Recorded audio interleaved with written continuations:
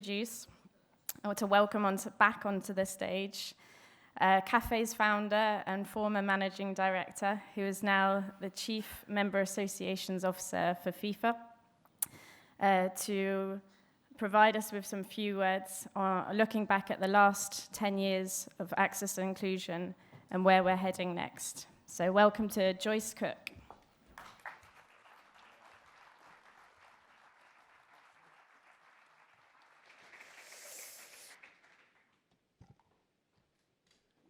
Let me come where I can see you all. It's just so amazing to see so many familiar faces, so many brilliant people, and to be here with you again. And thank you, Joe, for giving me the opportunity to say a few words. It's quite emotional, to be quite honest. I'm immensely proud of Cafe and of Joe and Mike and Amy and Esther and Jochen and the team and all of you for everything you do every day. And I think I can confidently say, having trod the same boards with you, I know how tough and how resilient you have to be to push and to strive for change in our daily lives and in football.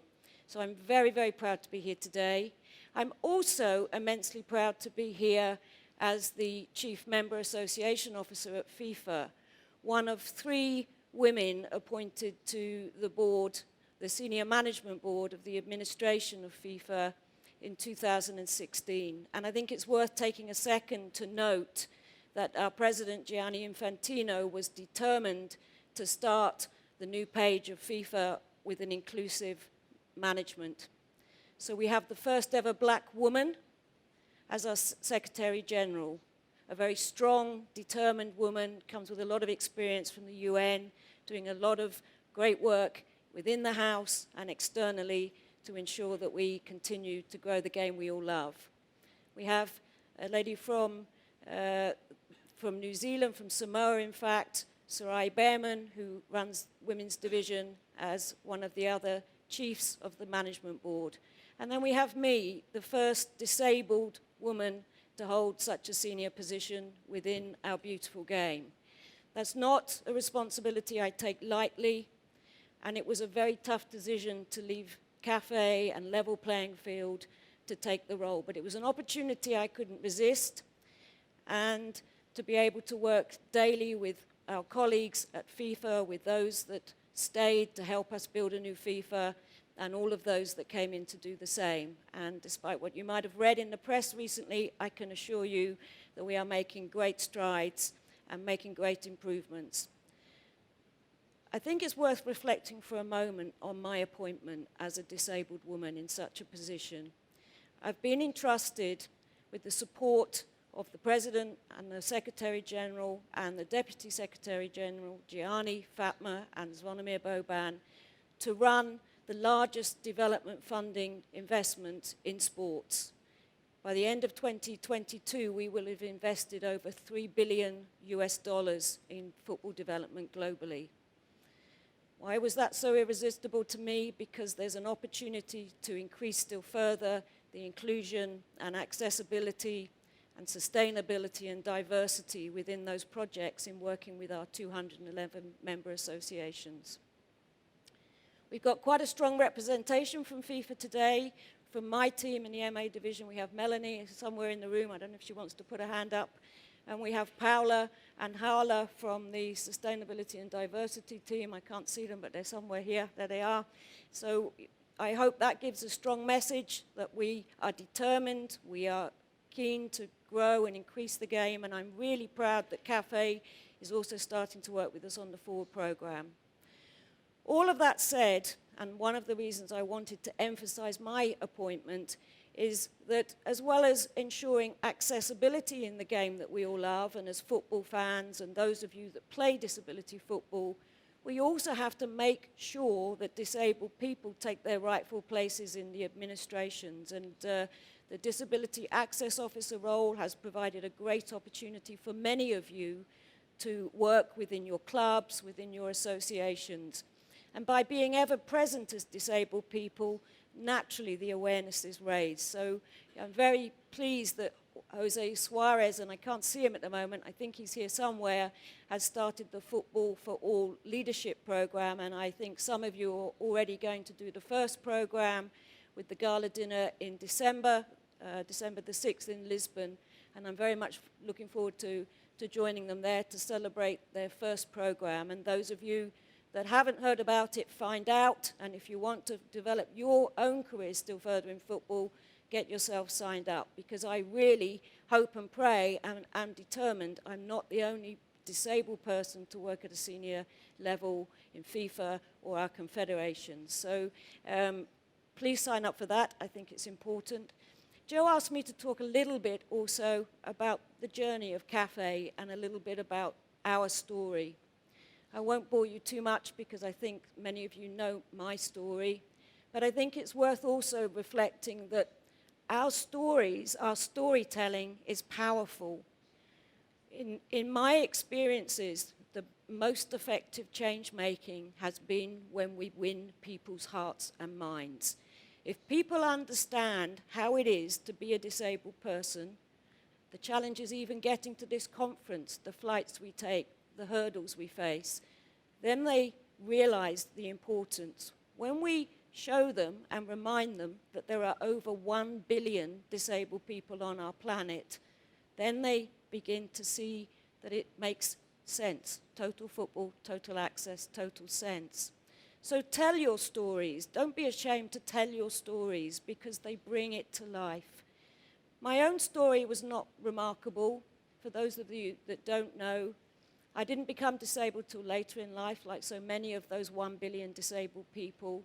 And when I did, I found it extraordinarily tough. I'd been a very busy, successful career woman, very, very active social life, constantly out and about. And I really struggled with using the wheelchair and the way that people instantly treated me differently. And for 2 years, I wouldn't leave the house, and my partner was desperate. And my love of football eventually persuaded me to go to a football match, and all the worries and concerns and the planning that you all know you do every single day of your lives, whether you're going to work, to a football match, that other people don't even think about. So we thought of all those things. I went along, and for most of the 90 minutes, I just remembered I was Joyce again. So it didn't happen instantly, but I went to a few more matches. I went to Euro 2004 in Portugal for 3 weeks with Rosie. And I came back and thought, you know, there is a life beyond this, and there is a whole life to live. And I have some skills that might be a bit useful. And I think the rest of you know the journey we've taken together. But people need to know your stories. People need to know the champions that every single one of you are.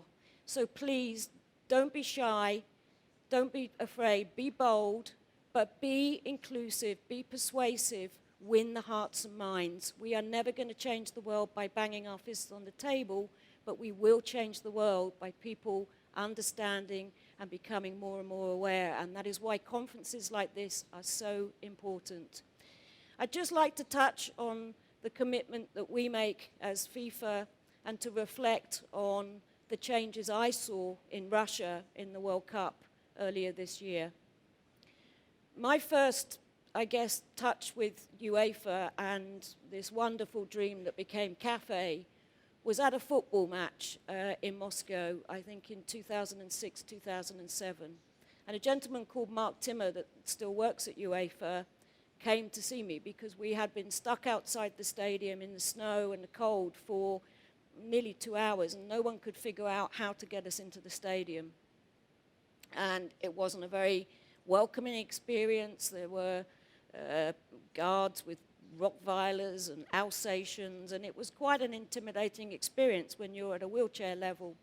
And Mark Timmer came over and I said, look, what the hell is going on? You know, we've traveled all of this way and no one even knows where we're meant to go in. That started something because he then went back and, as I understand, spoke with Patrick Gaza, and several years later in 2009, after we'd worked with UEFA for some time, I asked for a meeting And I thought, you know what, these guys are going to have to put some money on the table now because we can't go on like this. And I don't know where Patrick is, if he's arrived yet, but I probably gave him one of my most domineering, compelling spews of rhetoric and trying to persuade him that he should give us at least a small amount of seed funding to continue the work. And he said, we're going to give you the Monaco Prize, and this is what we want you to do with the money. And I thought, I actually said, I have no idea what the Monaco Prize is. And then he said, it's £1,000,000 Swiss francs. And I thought, damn, I didn't check the exchange rate. Is that a lot of money, or is it not very much money? Stay cool, Joyce, it might not be so much money. And he smiled, and a twinkle in his eye, and he said, it's a lot of money. And that enabled us to put all of this in place to start this wonderful journey that the guys are carrying on so brilliantly. But I just want to come back to the real importance that you tell your stories, you keep challenging us. At FIFA, we are totally committed. I carry the best wishes and the support and the commitment of our president and our Secretary General. But your job is to keep challenging us every day, to keep reminding us how important this is, so we don't forget and we keep pushing the boundaries that we need to push to ensure that this beautiful game really does belong to us all. This is our game. Thank you very much. And I know you're going to hear from Paula later about the achievements in the World Cup and for France. Thank you.